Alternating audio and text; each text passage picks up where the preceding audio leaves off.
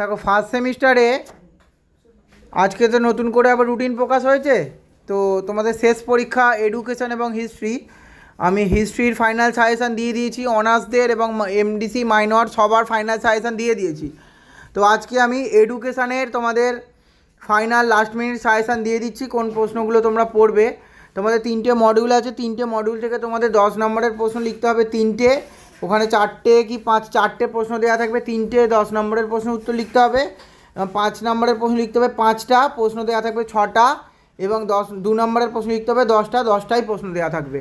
তো প্রথম ইউনিট থেকে তোমরা 15 নম্বর 10 নম্বরের জন্য এবারের জন্য মোস্ট ইম্পর্ট্যান্ট প্রশ্ন যেগুলো তোমরা খুব ভালোভাবে পড়বে, যারা আগে এমডিসি স্টুডেন্ট যারা, অর্থাৎ যাদের ফার্স্ট সাবজেক্ট এডুকেশান এবং সেকেন্ড সাবজেক্ট এডুকেশান, তাদের জন্য বলছি এই কোশ্চেনগুলো খুব ভালোভাবে রেডি করো।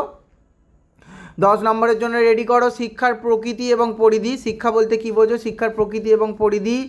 শিক্ষার ব্যক্তিতান্ত্রিক এবং সমাজতান্ত্রিক লক্ষ্য বলতে কী বোঝো, ইয়াদের মধ্যে সম্পর্ক। সংকীর্ণ এবং ব্যাপক অর্থে শিক্ষা বলতে কী বোঝো, ইয়াদের বৈশিষ্ট্য। এই 3টে প্রশ্ন সবার প্রথম করবে। তারপর করবে প্রকৃতিবাদ বলতে কী বোঝো, ইয়ার বিষয়বস্তু প্রকার এবং শিক্ষাক্ষেত্রে ইয়ার গুরুত্ব। এছাড়া তোমরা আর একটা প্রশ্ন 10 নম্বরের জন্য রেডি করে রাখবে এখান থেকে, ওই শিক্ষাক্ষেত্রে বৌদ্ধ দর্শন। শিক্ষাক্ষেত্রে বৌদ্ধ দর্শন, এই প্রশ্নটা তোমরা 10 নম্বরের জন্য রেডি করবে। এবং 5 নম্বরের জন্য এমডিসি কোর্সের স্টুডেন্টরা রেডি করবে। 5 নম্বরের জন্য রেডি করো শিক্ষাক্ষেত্রে দর্শনের ভূমিকা, শিক্ষার বিকাশে সামাজিক বিকাশে শিক্ষার ভূমিকা। কর্মের জন্য শিক্ষা বলতে কী বোঝো, জানার জন্য শিক্ষা, অর্থাৎ ডেলার কমিশনের যে 4টি স্তম্ভ, এটা তোমরা 5 নম্বরের জন্য রেডি করো। সংকীর্ণ অর্থে শিক্ষা বলতে কী বোঝো, ইয়ার 5টি বৈশিষ্ট্য, শিক্ষার কাজ, এই প্রশ্নগুলো তোমরা। আর যোগ দর্শন বলতে কী বোঝো, শিক্ষাক্ষেত্রে যোগ দর্শনের গুরুত্ব। 5 নম্বরের জন্য ইউনিট 1 থেকে এই প্রশ্নগুলো রেডি করো। এবং 10 নম্বরের জন্য প্রথম যে 3টে প্রশ্ন দাগ দিলাম, প্রয়োগবাদ আর বৌদ্ধ দর্শন, যদি না করতে হবে না, করার দরকার নেই।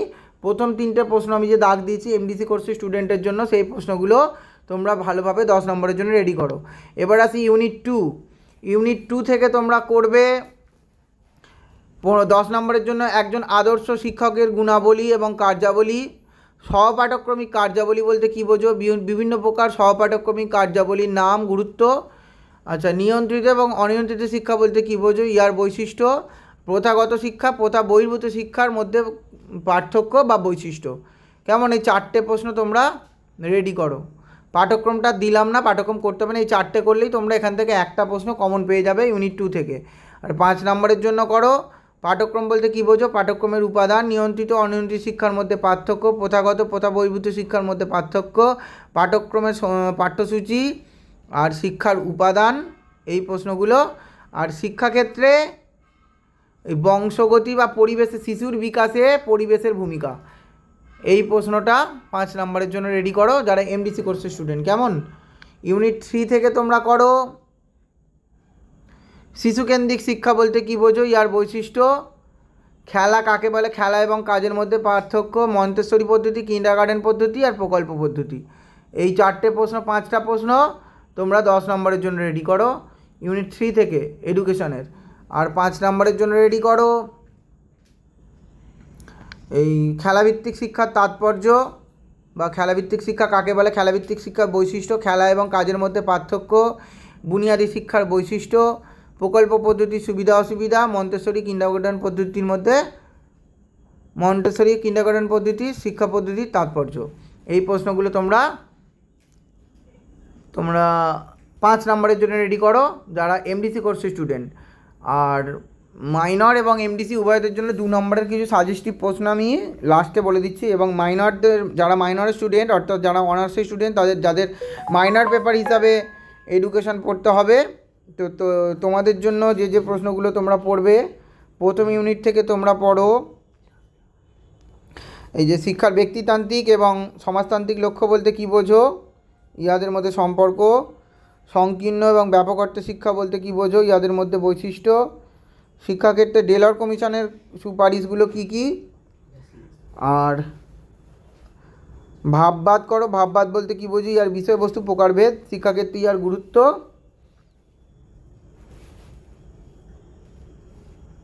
আর যদি সময় পাও প্রকৃতিবাদটা দেখে যাবে যারা মাইনর কোর্সের স্টুডেন্ট, মাইনর স্টুডেন্ট অর্থাৎ অন্য সাবজেক্টে অনার্স, এডুকেশান যার মাইনর ফার্স্ট সেমিস্টারে। এবং 5 নম্বরের জন্য এমডিসিদেরও যেগুলো বলেছি তোমাদেরও বলছি, এই যে সংকীর্ণ অর্থে শিক্ষা বলতে কী বোঝো আর বৈশিষ্ট্য, শিক্ষার কাজ, সামাজিক শিক্ষা বিকাশে শিক্ষার ভূমিকা, শিক্ষার ব্যক্তিতান্ত্রিক লক্ষ্য, ব্যাপক সংকীর্ণ অর্থে শিক্ষার মধ্যে পার্থক্য, আচ্ছা শিক্ষাক্ষেত্রে দর্শনন আর যোগ দর্শনের ক্ষেত্রে যোগ দর্শনের গুরুত্ব, শিক্ষাক্ষেত্রে বৌদ্ধ দর্শনের ভূমিকা। 5 নম্বরের এতগুলো প্রশ্ন বললাম, কারণ 5 নম্বরের 5টাই প্রশ্ন দেবে, এই 6টায় প্রশ্ন দেবে, 5টা লিখতে হবে। বেশি প্রশ্ন করে রাখলে তোমাদেরই সুবিধা, সময় এখন অনেক আছে। সেই লাস্ট পরীক্ষা 19 তারিখে, এখন থেকে পড়তে আরম্ভ করো, তোমাদের সব রেডি হয়ে যাবে। ইউনিট 2 থেকে তোমরা পড়ো শিশুর বিকাশে, আচ্ছা শিশুর বিকাশে বংশগতি এবং পরিবেশের ভূমিকা। আচ্ছা পাঠ্যক্রম পড়তে হবে না, হ্যাঁ পাঠ্যক্রমটা পড়ো। পাঠ্যক্রম কাকে বলে, পাঠ্যক্রমের বৈশিষ্ট্য, নিয়ন্ত্রিত অনিয়ন্ত্রিত শিক্ষা, প্রথাগত প্রথা বহির্ভূত শিক্ষা। ঠিক আছে, এই 4টে প্রশ্ন ইউনিট 2 থেকে রেডি করো। আর 5 নম্বরের জন্য করো আদর্শ শিক্ষকের কার্যাবলী, আচ্ছা পাঠ্যক্রমের উপাদান, প্রথাগত প্রথা বহির্ভূত শিক্ষার বৈশিষ্ট্য, পাঠ্যক্রমের পাঠ্যসূচি, প্রথা বহির্ভূত শিক্ষা বলতে কী বোঝো, আর সহপাঠক্রমিক কার্যাবলীর গুরুত্বটা পড়ো 5 নম্বরের জন্য ইউনিট 2 থেকে। ইউনিট 3 থেকে তোমরা পড়ো, ইউনিট 3 থেকে শিশুকেন্দ্রিক শিক্ষা, খেলাভিত্তিক শিক্ষা, প্রকল্প পদ্ধতি, খেলা কাকে বলে, খেলা কাজের পার্থক্য। এই 4টে প্রশ্ন যারা মাইনর স্টুডেন্ট তারা পড়ো। 5-এর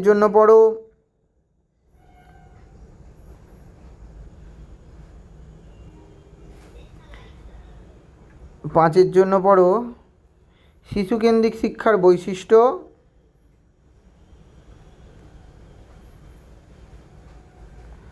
ভুল বললাম, মাইনরে শিশুকেন্দ্রিক শিক্ষাটা পড়তে হবে না তোমাদের, হ্যাঁ শিশুকেন্দ্রিক শিক্ষাটা মাইনরটা পড়বে না। খেলাভিত্তিক শিক্ষা পড়ো, খেলা কাজ পড়ো, কিন্ডারগার্টেনটা যদি পারো পড়তে পারো, প্রকল্প পদ্ধতি পড়বে। এই 3টে প্রশ্ন করো, এখান থেকে প্রশ্ন কমন পেয়ে যাবে। প্রকল্প পদ্ধতির সুবিধা অসুবিধা, খেলার বৈশিষ্ট্য, খেলা কাজের পার্থক্য, মন্তেশ্বরী এবং কিন্ডারগার্টেন শিক্ষা পদ্ধতির তাৎপর্য। এই প্রশ্নগুলো ইউনিট 2 থেকে পড়ো। আর 2 নম্বরের প্রশ্ন আমি কিছু বলে দিচ্ছি,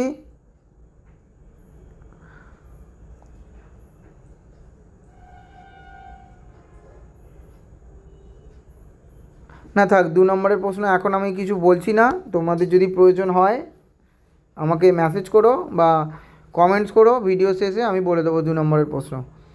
আর তোমরা চ্যানেলটিকে সাবস্ক্রাইব করো আর বন্ধুদের সঙ্গে শেয়ার করো, চ্যানেলে একটি লাইক দিও। তোমরা সুস্থ থেকো, ভালো থেকো এবং ভালোভাবে পরীক্ষার প্রিপারেশন নাও, তোমাদের পরীক্ষার সময় যেন খুব ভালো হয়।